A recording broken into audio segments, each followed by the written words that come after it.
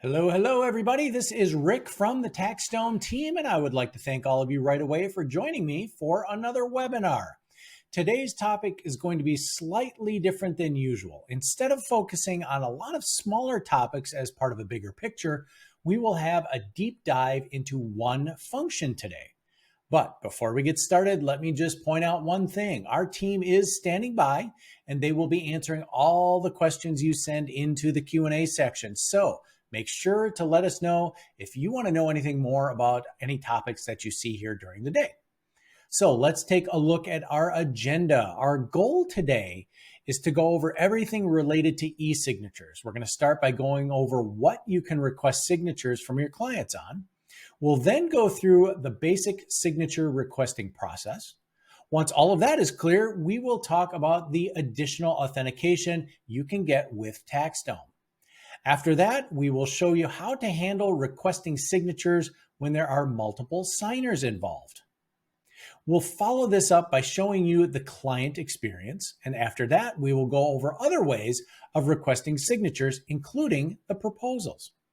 We'll then give you a rundown of some common actions you'll do regularly, such as canceling an active signature request, creating templates, checking the audit trail, and more.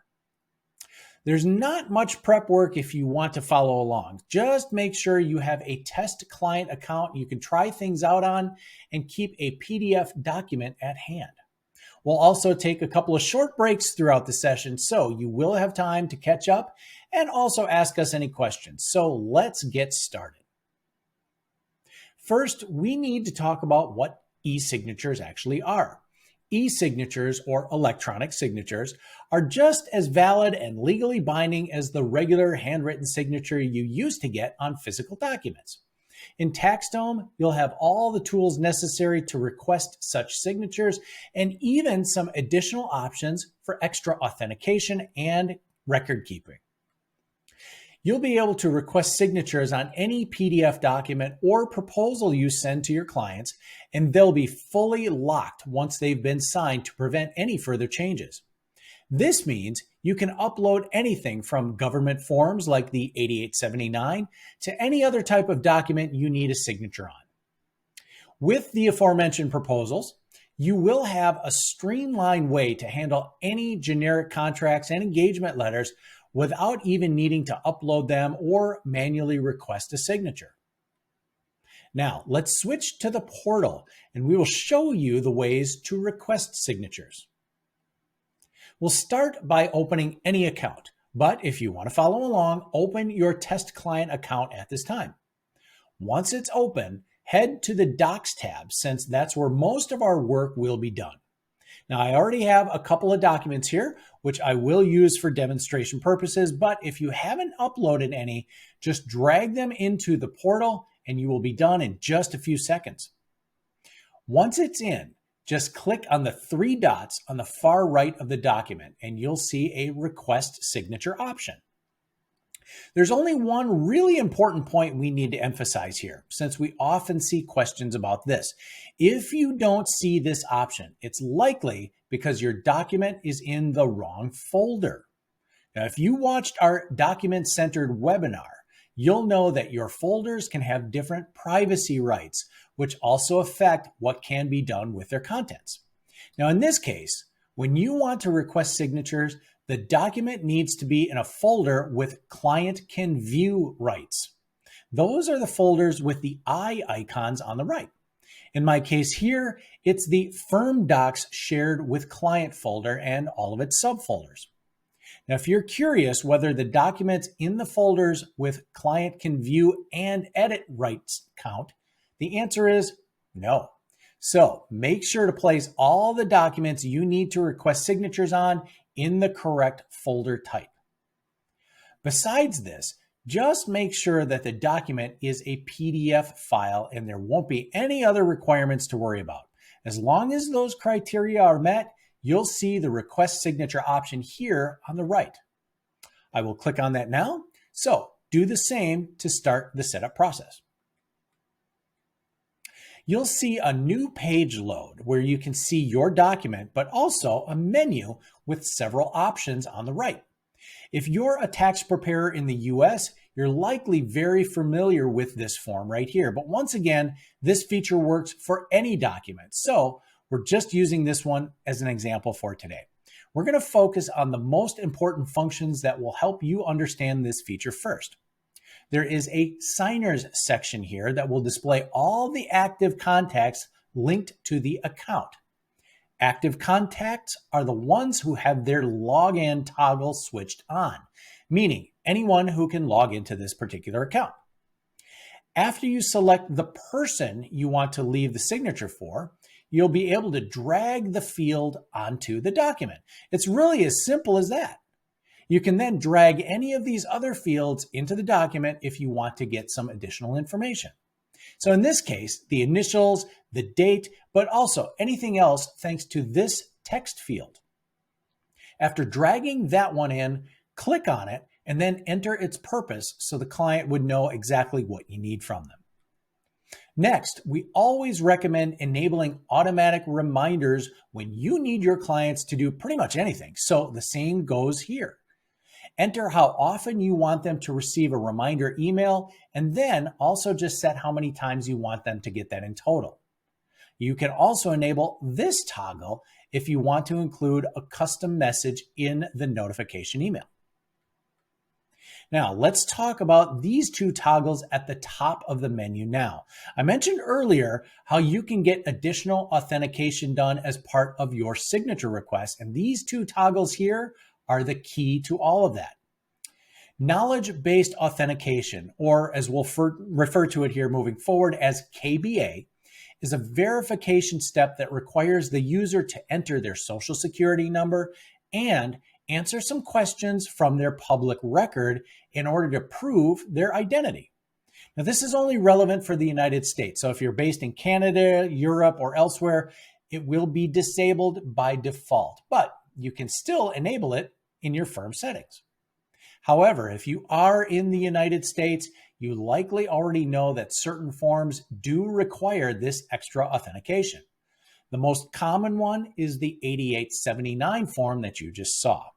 So whenever you want to request a signature on it, you will need to get the KBA authentication as well. Europeans will use QeS, or Qualified Electronic Signatures, as well as AdES, which stands for Advanced Electronic Signatures. The latter is generally inferior to QeS since it doesn't use a qualified certificate. But in either case, they both fulfill the same purpose as KBA does in the United States by providing you extra verification for someone's identity, which is needed to make their signatures legally binding and recognized. One quick note here is that the signature request process is slightly different if you need to use QeS. Since the majority of people watching won't use it, we're not going to spend time going over it today, but instead, we are just going to post a link to a help article with more information about that. Another important thing to note is that TaxStone's e-signatures are free, and we won't charge you anything for them. However, KBA and QeS are separate authentication checks that have to be done outside of TaxStone, and because of that, there is a charge for them. KBA costs $1 per signer, while QeS costs vary depending on the region and the provider. If you go to your firm settings, you'll see a section where you can enable or fully disable both of these options. But right underneath the QeS toggle, you'll be able to select your providers and see what their fees are. You would pay those out of your firm's balance, so make sure to add funds to it in the firm balance page that is located in your settings. And of course, we will make sure to post another help article that goes over all of this in more detail into the chat. So please keep an eye out for that. Okay, now let's cycle back to the signatures requesting process now. At this point, you could just send out the signature request or save the prepared document and then send it out at a later point. But what if you need signatures from multiple people? Well, I mentioned how you'll see all active contacts here. If you select a different signer, or in my case, the spouse, and then drag their signature field onto the document as well, they will both have to sign that document. And you're not limited to just 2 signers either. You can add as many signature fields for as many signers as you need. However, what if you linked all the necessary contacts to the account, but you don't see them in the signers list over here? Well, if I go to the Info tab of the client, I will see all the linked contacts right here. But you're also going to see more contacts than were in my signer section. If I want them to appear there, I would have to enable the login toggle for them as well. And then they will magically appear over there. Now let me just show you that by refreshing the signature request page. Okay, boom, there they are. Now I can place signature fields for everyone here, and they'll all have to sign the document once I send the request. Now try to keep this in mind if somebody's missing from your signers list, since not having login rights is generally always the reason. Also remember that KBA and QeS verification is charged per signer. So if you have 3 people signing a document, you would be charged $3 for the KBA instead of just 1. There's one last thing I want to point out before we move on here. Each signer, meaning each contact, needs to have their own unique email address. Something we commonly see is a married couple sharing one contact or one email address. Unfortunately, this will not work. So make sure to set up individual contacts with their own email addresses. Okay, now that we've covered a lot of the core steps behind requesting e-signatures, let's all take a short break here so you can absorb what we just talked about. Go ahead and get any questions into the Q&A section. I'll be back in just a moment, and then we will take a look at how the client would sign an actual document.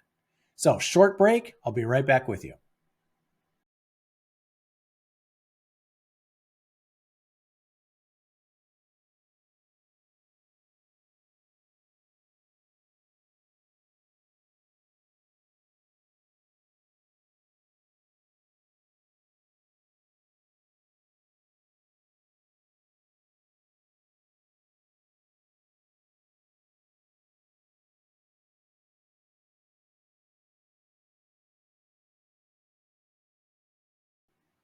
All right, everybody, we will end our little break time right now. Please be sure to get any questions that you have into the Q&A, and we are going to continue. So let's get started with talking about the client experience.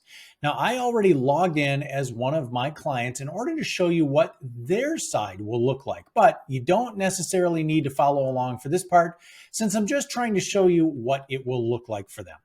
So once you send a signature request, your clients will get an email notification about it, but they'll also see a notification on their portal's homepage in the Waiting for Action section. At this point, all the client needs to do is click on the notification and they will be redirected to it. The first thing they need to do is agree to use e-signatures. This is a one-time thing they need to do just the first time around when you send them a signature request. Right after, well, then they can get to work. They simply need to click on the signatures field you left for them and sign them. Now, just like a moment ago, this is a one-time thing, meaning they don't actually need to write or draw their name for every field in every document. They'll do this once and then just click on the fields to automatically enter it in the future. They can, of course, still make changes to their signature by clicking on the field again, but generally that's not going to happen too often. Your clients will be more than happy to just click on the field and be done with it. The only remaining thing they have left after signing every field you left for them is to click on the Finish button here in the top right, and that's it. Then they are fully done and you will be notified about it. Now I'm going to go back to the Firm portal and then to the Inbox Plus. I can see the notification right here. It will look exactly the same to you, but in case you requested a signature from multiple signers, it will also tell you how many signers still need to sign that document. So that covers just about everything you need to know about the client experience. It's really simple, very straightforward for them, so that didn't take too long. So let's focus on the other ways you will request signatures going forward. For the first method, you will want to use the TaxDome desktop application. When requesting signatures through the app, you're able to upload a document, request a signature, and link it to a job all at once instead of handling those steps separately. If you don't have the desktop app installed yet, you can download it from your settings page. There will be a link to it in there. I will just quickly switch my screen to it, and then I'll explain how requesting signatures works from there. If this is your first time seeing the app, I would highly recommend checking out our Documents webinar. The main purpose of this app is to help you with managing your documents. So watching the other webinar will show you all the ways that you will benefit from it. But today, we'll just talk about how you'll request signatures through it. So to start, I'll upload a document that I have here. I need to go through the usual steps of selecting the client and then the folder in which I want to place it. I'll then see more options down here. Some of them will be familiar to you since they're the same ones you will encounter in your portal. But in addition to them, there's also the request signature toggle. I will turn it on, and just like that, I get to request signatures the same way as I did through the portal. I get to select the signer, drag in the fields, request additional authentication, and I can do everything else. So once I'm done, I just have to confirm this, and then I can upload the document. The signature will be requested as soon as the document is in the portal. You can see how invaluable this is going to be when handling a lot of clients. On top of that, you can also link the document to jobs from the app, which improves your general workflow quite a bit, but we will get back to that a little bit later. Before we head back to the portal to talk about requesting signatures through proposals, let's take a look at another way to do it through the TaxDome desktop app. After you install the app and log into it, you'll also be able to connect the TaxDome Drive, which is a virtual drive that gets added to your computer. From there, you can access all your client files and manage them, or you can upload new ones. This means you get to request signatures on already uploaded documents, even outside of the portal. All you have to do is find a document, right-click it, and then choose the Request Signature option. The rest of the process is the same as you saw earlier, so we're not going to go over those steps again. All right, now we can go over how to request signatures through proposals. Just like with the app, we won't go over all the bits and pieces of the proposal since that's really not what this webinar is all about. If you would like to learn more about them, we will post a link to a help article about that. You can also attend our Getting Paid webinar where we talk about billing, proposals, and much more. But for now, I'll just give you the briefest summary and then we'll talk about getting signatures through them. You will use proposals in TaxDome to present your firm in the best possible light, to set up expectations for your service, to explain those services to the client so they fully understand what they are agreeing to. You can add engagement letters to establish very clear terms and conditions, and on top of all of that, ensure secure and timely payments from your clients. The important part for today's webinar topic is the engagement letter. As part of any proposal, you can send a contract or engagement letter, which will have to be signed by the client. Now let's switch to the client portal for a moment, and I'm going to show you how that looks. I'll use the New button at the top of the screen to create a new proposal. Here, the important thing is to enable the section for engagement letters since you can pick and choose what you want your proposal to include. It's also important to point out another way you'll save time. You won't be doing this from scratch. Generally, every firm sets up a couple of templates that include all the information, and then the firms just reuse those templates over and over to save tons of time. So if you already have an engagement letter that you've been using for some time now, great. You can copy it over into the proposal template and then use it. As for the engagement letter step, you'll have your contents written out as you see fit. Mine here is a very generic tax return engagement letter, but as always, Yours can not only be completely unique, but also for any service or any purpose that you need. So if you see yourself sending out the same engagement letters to your clients, great, then make a template for it. It'll save you a ton of time. Now, once you send a proposal, a signature field will automatically be added to the bottom of the proposal. You don't need to place any fields in this particular case. This means you won't have to spend time doing that. But on the other hand, you'll also have less control this way. So you need to make a couple of considerations when you are planning your templates. First, you can't place signature fields in the middle of a proposal. It will always be at the bottom of it. Next, you can't request KBA or QeS authentication through proposals. That feature is only available when manually requesting signatures on documents. So, any official government forms you need signed will be handled through manual signature requests, while everything else can be done through proposals. The last thing to keep in mind is regarding who will be signing the proposals. Now, by default, there will be signature fields for every active contact linked to the account you're sending the proposal to. If you only need specific people to sign the proposals, you will have to adjust that inside their account. Now, I'm going to pull up the Info tab from earlier. Here, you will want to do two things. First, click on the Signer Priority button. Here you can reorder them if necessary. For the other action, you will want to back out of this menu and then click on the three dots on the right of the contact. This is where you can select the Disable Signatory Authority option. If you disable it, proposals won't automatically create fields for this contact any longer.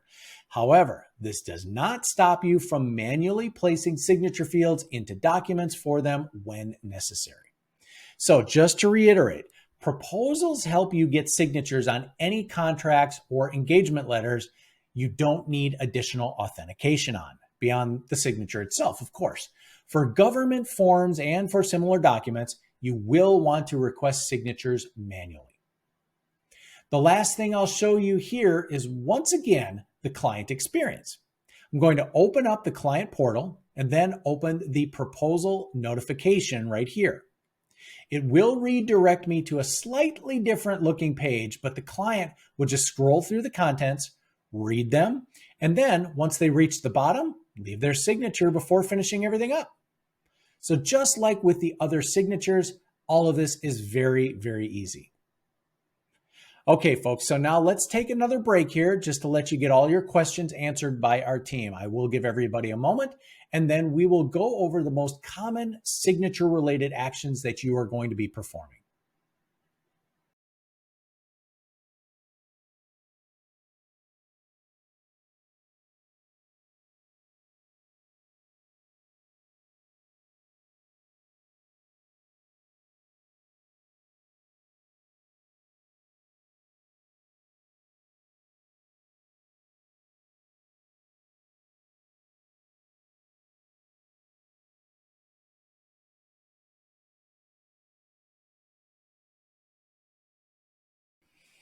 All right, everybody, the recess bell has rung. Time to get back to class, so let's get back to it.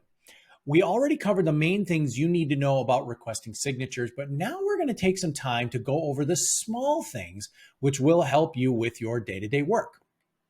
Let's start by taking a look at signature templates. In the template section on the left sidebar menu, you'll find the Firm Templates page. This is where you create and edit all your templates, but we specifically want to focus on the Signature tab here. We'll start by making one from scratch for the sake of helping you understand their purpose. The first thing I'll need to do is upload a document, and I'm going to just use an empty 1040 form. Okay, now it will open up pretty much the same menu you saw when you were requesting signatures.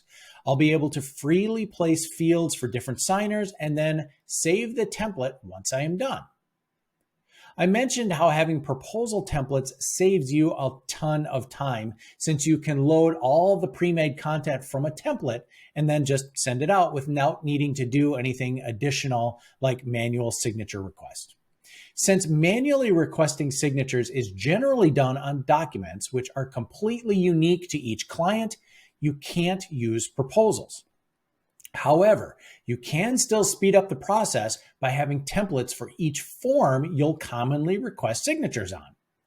Even though I uploaded this empty form here, it doesn't actually do much. What TaxDome memorizes is the placement of the signature fields. I'll switch over to another tab where I already have a signature request open. Right now, there are no fields on the document. I'll click on the templates option here, and now I'll select the template I just made. Now what happens is only the fields will be loaded and placed onto the document that I'm working on right now. At this point, I can either make some changes if necessary, or I can just send it out right away. This way, you'll have the means to speed up the manual requesting process as well. So make signature templates for any forms or documents that you will commonly upload that you will need signatures on.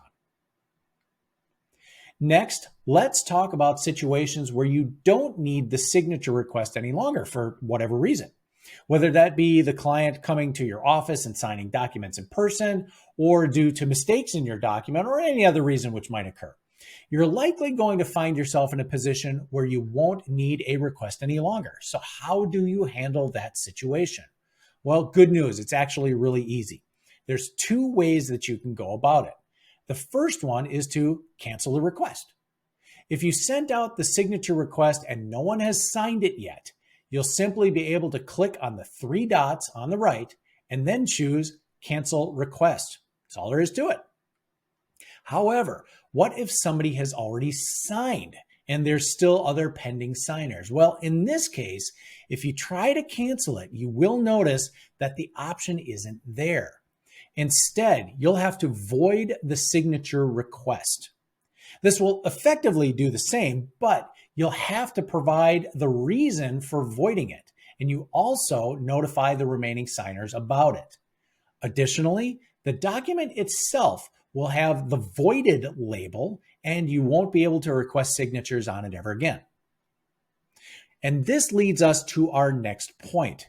You'll want to know about any changes that have been made to documents. This is especially important if you are working as part of a larger team. The good news is you have the audit trail function available for any document. Now, this isn't just tied to signatures, but anything from opening to editing the document, that will all be recorded, and you'll see everything important in the audit trail, ranging from the person who did it and when they did it, all the way down to even their IP address and their device. So this means you'll never find yourself in a position where something gets changed and then everybody denies that it was them. You'll be able to see everything that happened with that document. And the same also goes for your firm balance. Since you'll be spending it on the KBA or the QeS authentication regularly, you'll have an audit trail button in the firm balance page as well to keep track of those spendings.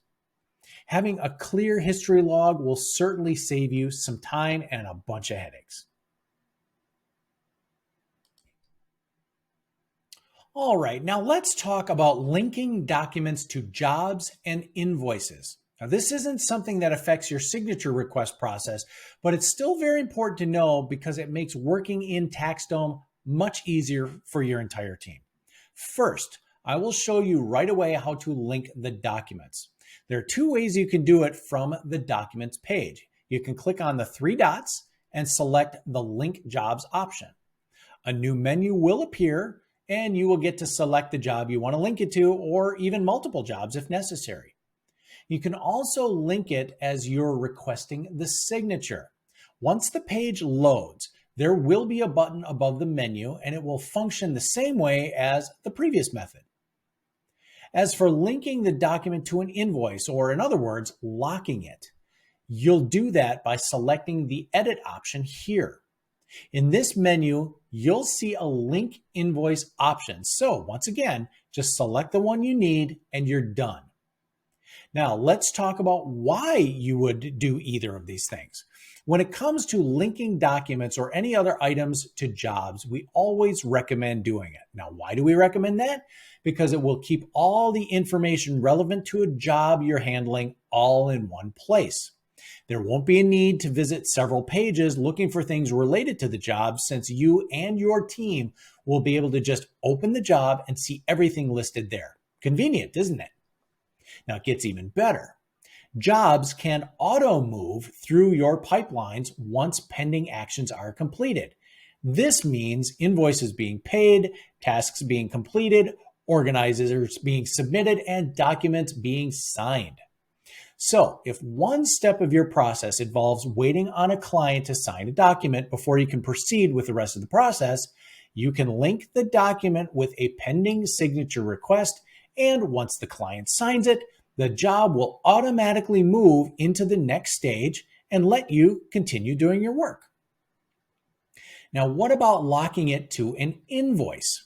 This is a function which forces the client to pay the unpaid invoice you linked before they are able to interact with that document. This can be done for both regular documents and documents with pending signature requests. So it's just a good way to make sure you're getting paid for the work that you're doing. Now let's talk about why you might want to consider merging documents before requesting signatures.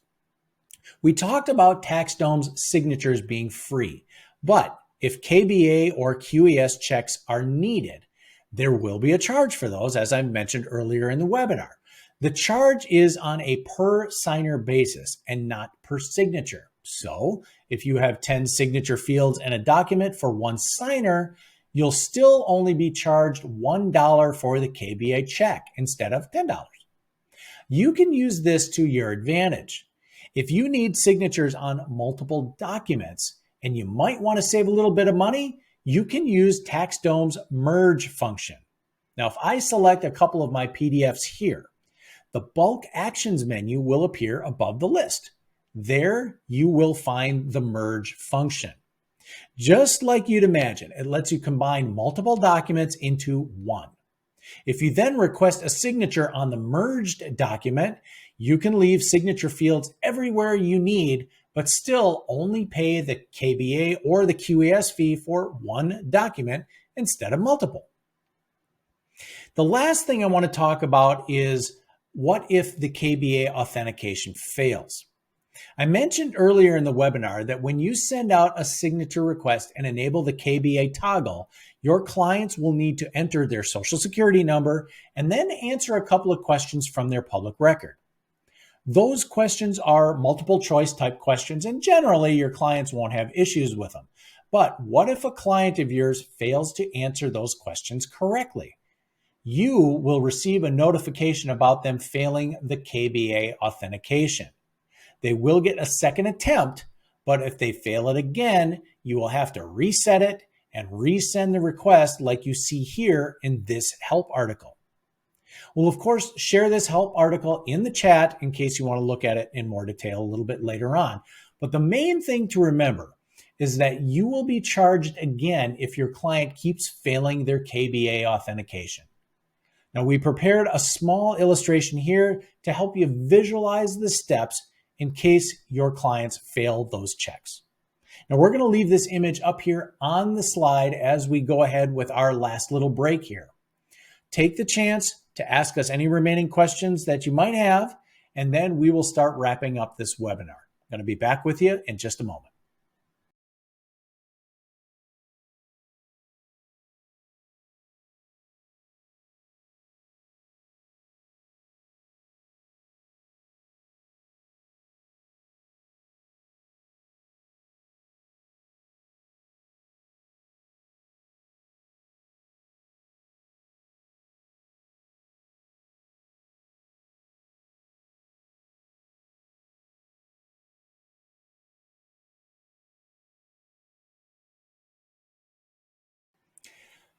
Okay, folks, let us continue here. I certainly hope everybody got your questions into the Q&A. Our team will work on those if you have them. If you haven't, please be sure to do that right now.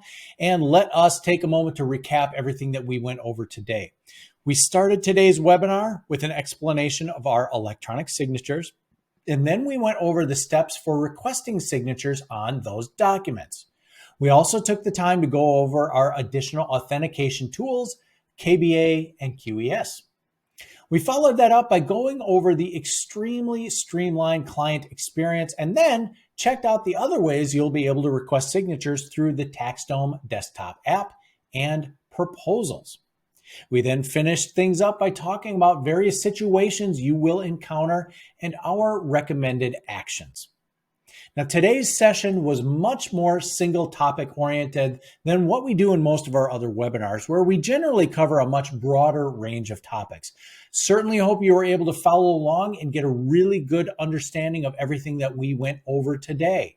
Now, if you would still like to do some more studying, then I would recommend visiting our Help Center, where we have a section dedicated to e-signatures and everything related to them.